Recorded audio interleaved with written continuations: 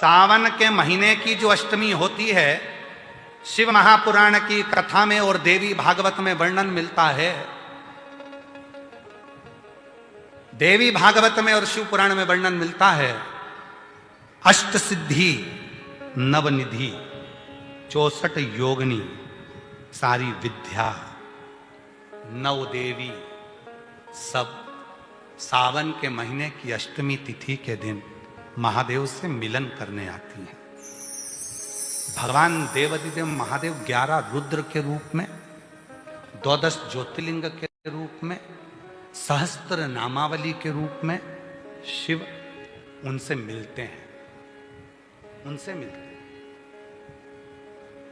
वो समय होता है प्रदोष का समय, शाम का समय, जब सावन के महीने की अष्टमी तिथि पड़े, चाहे वो उजाले की पड़े चाहे अंधेरे की पड़े, अष्टमी तिथि पड़े, शाम के समय 2 दीपक, एक लंबी बत्ती का एक गोल बत्ती का, शिव के मंदिर में अपनी कामना कर कर, जो बच्चों को अच्छी नौकरी चाहिए या कोई बीमारी का हल चाहिए या धन की कमी है या कोई समस्या है, एक लंबी बत्ती, लंबी बत्ती किसके लिए है? जम के बोलो, देवी के लिए। गोल बत्ती किसके लिए है? देव के। 2 बत्ती घी की, गोल बत्ती को जलाओ पहले, फिर लंबी बत्ती का जो दिया हो उसकी बत्ती का मुख गोल बत्ती की ओर हो, वो बत्ती अपनी ओर नहीं हो। समझ में आ रहा है ना सबको?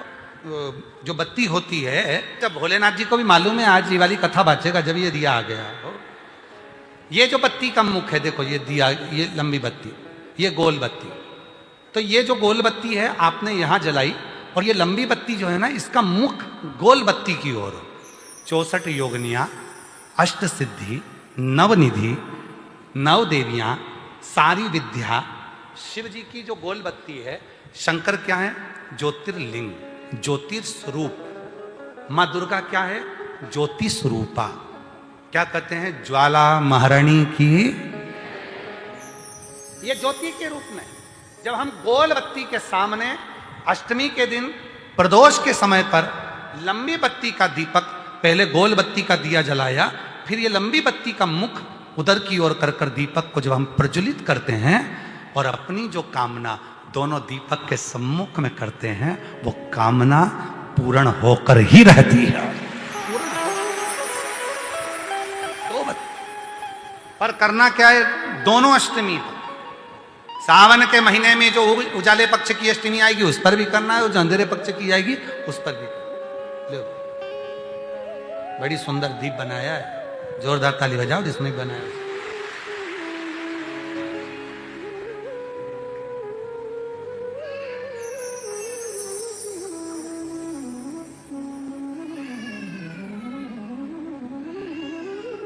दीप उजाले पक्ष की भी अष्टमी लीजिए और अंधेरे पक्ष की भी अष्टमी लीजिए, कुछ नहीं करना, केवल प्रदोष काल में पहुंच जाओ बाबा देवाधिदेव महादेव के मंदिर में। एक दीपक, दोनों दीपक साथ में रखो, एक दीपक गोल बत्ती का पहले जलाओ, लंबी बत्ती का दीपक का मुख गोल बत्ती की ओर करो, प्रज्वलित करो और बाबा को अपने मन का भाव कहो। बाबा को अपने शमी के 5 पत्ते, बेलपत्री के 5 पत्ते, बेर के 5 पत्ते। क्या क्या चीज है जरा जम के बोलो? शमी के 5 पत्ते, बेर के 5 पत्ते और बेलपत्री के 5 पत्ते। महाराज, श्रावण महीने की दोनों अष्टमियों में से कोई भी अष्टमी, ये भी जरूरी नहीं है कि सोमवार की ही अष्टमी चाहिए। श्रावण महीने की दोनों अष्टमियों में से कोई भी अष्टमी को बेर के पत्ते पर लाल चंदन, बेलपत्री के पत्ते पर पीला चंदन, शमी के पत्र पर केवल कोई चंदन लगाने की जरूरत नहीं, सादा केवल एकदम कुछ भी उसमें लगाकर नहीं, सिंपल।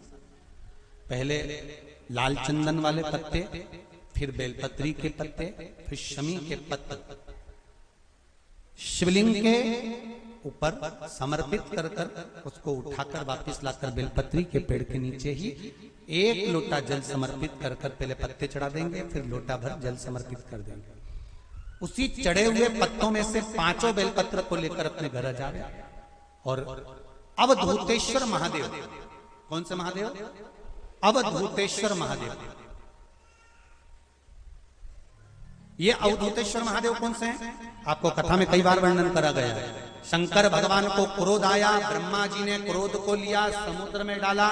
उस रूप को क्रोध का एक रूप था, क्योंकि जो मदिरा पान करने वाले होते हैं, व्यसन करने वाले होते हैं, गलत काम करने वाले होते हैं, इनको सुधार करे जाओ। जितना तुम समझाओगे ये उतना कबूल होंगे। तुम बच्चों से कहोगे गलत लड़के के साथ रहना मत रहे, तो और ज्यादा क्रोध करेगा, और चिड़चिड़ करेगा, और अपशब्द कहेगा। तो ये क्रोध को संयमित कर देगा। अवधूतेश्वर महादेव, अवधूतेश्वर महादेव का स्मरण कर 5 पत्तों को लेकर आइए। कुछ समय बाद जैसा जैसा समय की अनुकूलता मिले, आप किसी मदिरा का पान करने वाले या किसी व्यक्ति को वो पत्ते दोगे या प्रसाद के रूप में दो तो अच्छी बात है, नहीं तो उस पत्ते का थोड़ा थोड़ा भाग भी प्रतिदिन मात्र 21 दिन तक अगर थोड़ा थोड़ा भाग भी दे दिया जाए तो धीरे धीरे धीरे धीरे मदिरा पान, व्यसन, गलत आदतें छूटना प्रारंभ हो जाती है और वो शंकर की शरणागति ग्रहण करते हैं। महाराज शिव अर्चना, ये तो अभी अभी लोगों की थोड़ी सी सोच गलत हो गई। ये दुनिया के लोगों को ये तो मालूम नहीं है भगवान शंकर के लिए, हाँ शंकर भगवान के पास में भांग रहती है, शंकर भगवान के पास में भांग रखी हुई होती है। शंकर भगवान का भांग का श्रृंगार होता है, क्योंकि उसको बूटी के रूप में, औषधि के रूप में लिया जाए। पर कोई कहे कि शंकर भगवान भांग का नशा करते हैं, तो ये संसार के लोगों को समझा देना कि शिव भांग का नशा, मेरा भोलेनाथ भांग का नशा नहीं है, शिव नशा। जब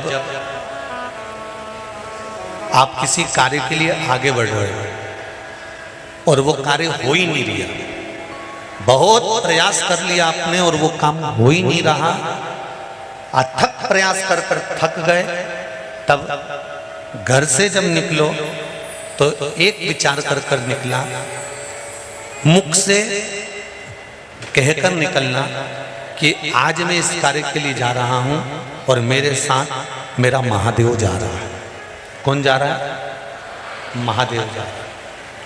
वापिस आओगे, ज्यादा से ज्यादा ये होगा 15 दिन, 20 दिन, 25 दिन, 30 दिन लगेंगे। जो कार्य कर कर आए हो उसका रिजल्ट आपके पक्ष में जरूर आएगा, क्योंकि महादेव को आप साथ लेकर जाते हैं।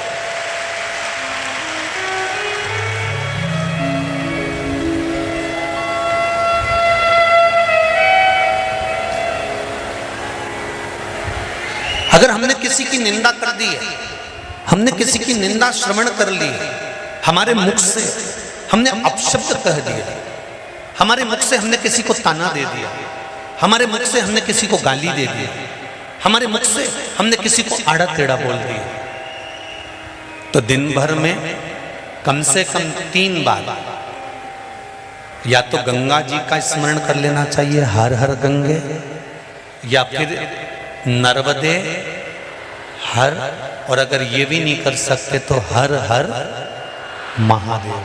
3 बार मात्र स्मरण कर लेने से जीव के मस्तक का जो पाप है वो क्षीण होने लगता है।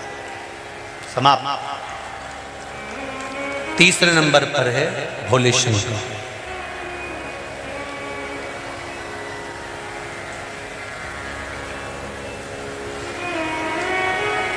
बहुत तेज क्रोध आ रहा,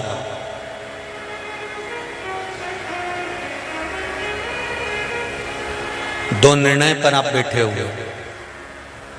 एक मन कर रहा है इस लड़के से शादी करूं कि इस लड़के से शादी करें, इस लड़की से ब्याह करें कि इस लड़की से ब्याह करें, किराने की दुकान डालें कि जनरल स्टोर डालें, इस जगह पर नौकरी करूं कि इस जगह पर नौकरी करूं। उस समय पर जब 2 नाव सामने खड़ी है और एक नाव पर सवार होना है, उस समय पर एक बेलपत्र लेकर, भोले शंकर का नाम लेकर, एक बेलपत्र लेकर, भोले शंकर का नाम लेकर, बेलपत्र के पेड़ के नीचे ही रखकर निर्णय ले लिया करो। वो निर्णय तुम्हारा सफल होगा, कभी भी निष्फल नहीं।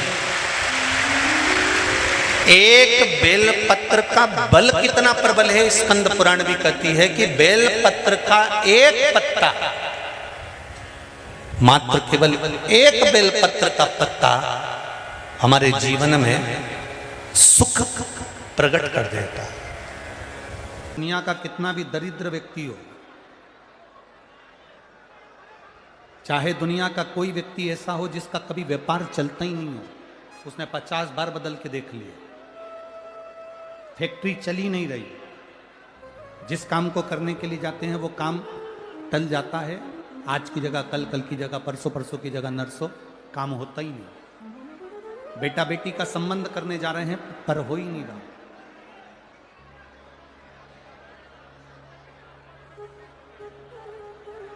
कितना भी दरिद्र से दरिद्र व्यक्ति हो, कितना भी दीन से दीन व्यक्ति हो, एक नियम वो अगर अपनी जिंदगी में बना ले, प्रदोष काल में, प्रदोष के समय पर बेलपत्री के वृक्ष के नीचे एक बार जाकर नमन करना, और प्रदोष काल में शंकर भगवान के मंदिर में दिया लगाना, ये 2 चीजें अगर वो 3 महीना भी लगातार कर ले तो उसके जीवन में कभी कोई समस्या आ ही नहीं सकती, कोई दुख आ ही नहीं सकता। एक नियम बना, जैसे जिस नारी को, जिस पुरुष को, जिस बच्चे को, जिस बड़े को चर्म रोग हो जाता है, चमड़ी सफेद पड़ने लगती है, जब चमड़ी सफेद पड़ने लगती है, चर्म रोग जैसा जब हो जाता है या चर्म रोग उसको घेरने लगता है, चमड़ी जब सफेद पड़ने लगे या चमड़ी काली पड़ने लगे, या चर्म रोग सोराइसिस जैसी बीमारी तक के लिए है हमारा,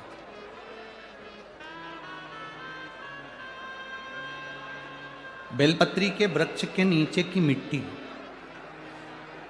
बेलपत्री के वृक्ष के नीचे की मिट्टी, उसको जिस पात्र के अंदर शिवलिंग बनाने के लिए हम गलाएं, जिस पात्र के अंदर हम शिवलिंग बनाने के लिए उसको गलाएं, और शिवलिंग का निर्माण कर कर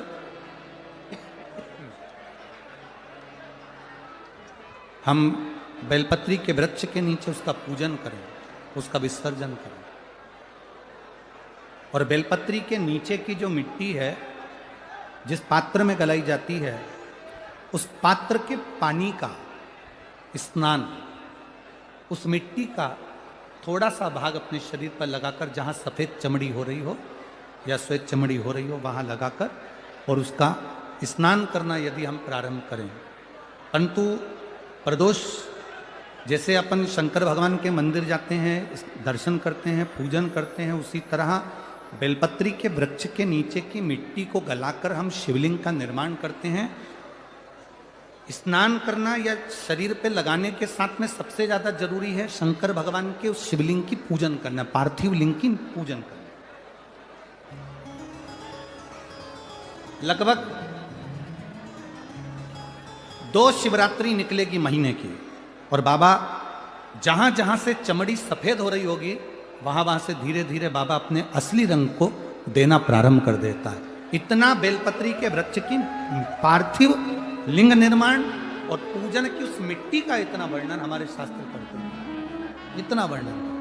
कैसा नीला कलर का पुष्प होता है, देखो छोटा है थोड़ा हमारे हाथ में, ये फूल का बेटा है, ठीक है, पूरा फूल नहीं है, ठीक है, फूल का बेटा है ये छोटा सा। अच्छा दिख रहा है, काय आस्था वालों दिखाओ तो सही, दिखाओ जरा बाजू में, और थोड़ा सा पास कर दो तो सबको नजर आ जाएगा, ठीक गया। शंख पुष्पी, अपारिजात भी बोला जाता है इसको, ठीक है। हर हर विराजो विराजो। तो एक पुष्प अपन कहते हैं हमारे भगवान देवादिदेव महादेव को, भगवान शंकर को बड़ा प्रिय है ये पुष्प। अब किसी से पूछा जाए, आप कह रहे हो कि शंकर भगवान को ये नीला फूल, ये शंख पुष्पी भगवान शिव को इतनी प्रिय क्यों है, भगवान शंकर को इतनी प्रियता क्यों है, कोई से पूछे तो वो बताए चाहे ना बताए, पर शिव महापुराण का संवाद कर कंठ में स्वयं मां जगत जननी ने 10 विद्या में से एक मां को याद किया और मां तारा का एक स्वरूप मां सरस्वती के रूप में विराजमान हो गया। कंठ में रहने से विष की तपन के कारण, कंठ में रहने से विष की तपन के कारण उनका स्वरूप नीला पड़ गया। और जब उनका स्वरूप नीला पड़ गया तो भगवान देवादिदेव महादेव ने कहा, सुनो पार्वती, संसार के लोग, भूमंडल में रहने वाला यदि कोई भी मानव जिसकी विवेकता, बुद्धि, विचार, सोच, ज्ञान थोड़ा सा भी अगर उसमें कम है, तो वो नील सरस्वती का यदि आवाहन करे, मां नील सरस्वती स्तोत्र का पाठ करे, मां नील सरस्वती की स्मरण करे, तो उसकी विवेक, उसकी बुद्धि तीव्र होती है, श्रेष्ठ होती है। और सुनो पार्वती, यदि मान लो कोई नील सरस्वती का स्तोत्र का पाठ नहीं कर पाए, आराधना नहीं कर पाए, साधना नहीं कर पाए, स्मरण ना कर पाए, अगर कोई बच्चा एक शंख पुष्पी पुष्प को समर्पित कर कर जलाधारी पर और एक लोटा जल यदि वो समर्पित करता है और उस जल का आचमन कोई बच्चा नित्य प्रति करता है, तो वो बच्चा धीरे धीरे विद्वत्ता धारण करता ही जाता है। जो याद करता है वो भूलता नहीं।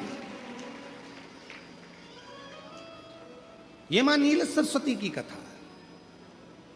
2 सरस्वती का दर्शन आपको और हमको होता है, 2 सरस्वती का स्मरण आप और हम करते हैं। एक सरस्वती जो स्वयं श्वेत वस्त्र धारण करी है, हंस पर बैठी हैं और बड़े आनंद के साथ में मां सरस्वती का सुंदर स्वरूप है। पर एक सरस्वती ऐसी हैं जो नीला उनका स्वरूप है और नील सरस्वती के रूप में उनकी पूजन होती है। मां नील सरस्वती महाराज,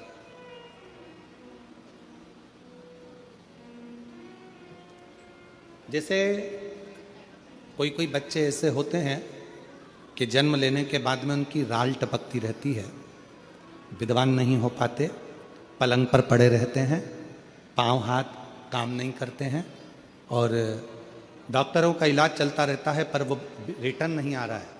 ये इनको बढ़ाओ ना। बच्चों की मुख से राल टपकती रहती है, विद्वत्ता नहीं रहती, माइंड थोड़ा सा कमजोर होता है और शरीर भी उनका थोड़ा शिथिल रहता है। शरीर तो कई लोग कह देते हैं कि ये बच्चा थोड़ा जल्दी जन्म ले लिया इसलिए ऐसा हो गया, प्रीमेच्योर हो गया, ऐसा हो गया, वैसा हो गया। दवाइयाँ भी चलती हैं, इलाज भी चलता है, पर उसका कोई लाभ नहीं मिल पाता और वो बच्चा पलंग पर पड़ा रहता है, राल टपकती रहती है, बुद्धि काम नहीं करती। छोटे छोटे भले वो 20 साल का हो गया पर 8-10 साल के बच्चों जैसी उसमें विवेकता होती है, बुद्धि होती है।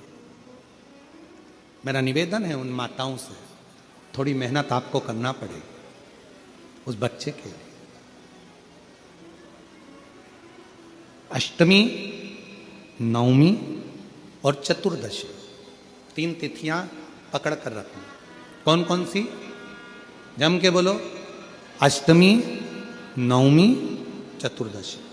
ये 3 तिथियां ऐसी हैं, चतुर्दशी अमावस्या की भी और चतुर्दशी पूर्णिमा की। अष्टमी नवमी अमावस्या की भी और अष्टमी नवमी पूर्णिमा की। ये वो तिथियां हैं जिन तिथियों में मां नील सरस्वती का स्तोत्र का पाठ कर कर एक शंख पुष्पी पुष्प, एक अपारिजात का पुष्प जलाधारी पर रखकर 7 बार अगर जल का पात्र से जल चढ़ाया जाए और उसी जल को कटोरी में झेल लिया जाए, उस जल को 3 दिन तक लगातार यदि सुबह दोपहर शाम रोज उस बच्चे को देना चालू करिए, उसके हाथ पैर भी काम करना प्रारंभ करेंगे, उसकी बुद्धि भी काम करना प्रारंभ करेगी।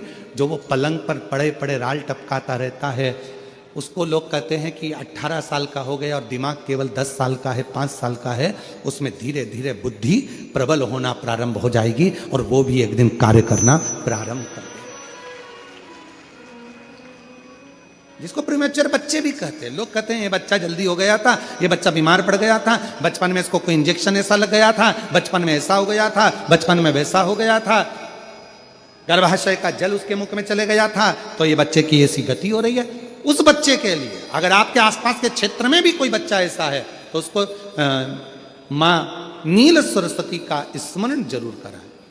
और अगर आप लोगों के पास में मां नील सरस्वती का स्तोत्र का पाठ ना मिले तो प्रयास करिएगा, मोबाइल पर सर्च कर कर मां नील सरस्वती का स्तोत्र भी निकाल सकते हो। बाजार में से गीता प्रेस गोरखपुर की किताब में भी ला सकते हो, पढ़ भी सकते हो, घर में उसका स्तोत्र का पाठ भी कर सकते हो। मां नील सरस्वती स्तोत्र का स्मरण और बड़े भाव के साथ करें स्मरण। और कोई कोई माताएं कह देती हैं, कोई बच्चा कह देता है मम्मी मुझे याद नहीं होता, याद करता हूं परीक्षा हॉल में जाकर भूल जाता हूं, मैं कुछ पढ़ता हूं बाद में जाके भूल जाता हूं, स्मरण में नहीं रहता। तो उनसे भी निवेदन है, आप मां नील पाठ नहीं पढ़ सकते, स्तोत्र नहीं कर सकते, संस्कृत में नहीं पढ़ सकते, तो मां नील सरस्वती के नाम से अष्टमी, नवमी और चतुर्दशी के दिन एक शंख पुष्पी पुष्प को, नीला कलर का जो फूल होता है बेल में लगा होता है, जो शिव जी को अति प्रिय होता है, उस पुष्प को आप जलाधारी पर रख दीजिए। जलाधारी जानते हो ना सब लोग, शिवलिंग पर नहीं, जलाधारी पर रख दीजिए और जल चढ़ाना 7 बार प्रारंभ करिए। बाबा देव अधिदेव महादेव आपको याददाश्तता में प्रवर करेगा। परीक्षा हॉल में जितना तुम याद कर कर गए हो, अच्छी मेहनत कर कर गए हो, तो भूलोगे नहीं, तुम्हारी बुद्धि तीव्र होती चली जाएगी, प्रबल होती चली।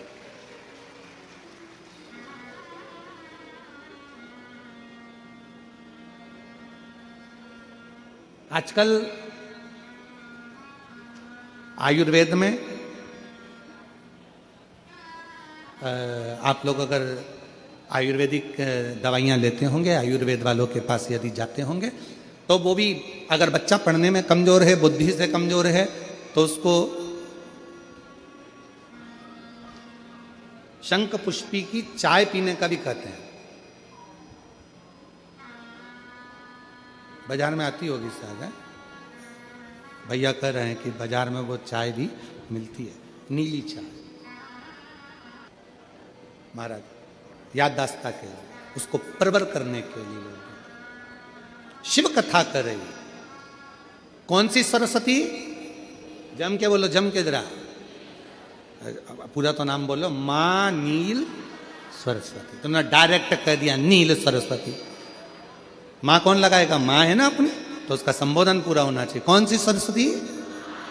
मां नील सरस्वती।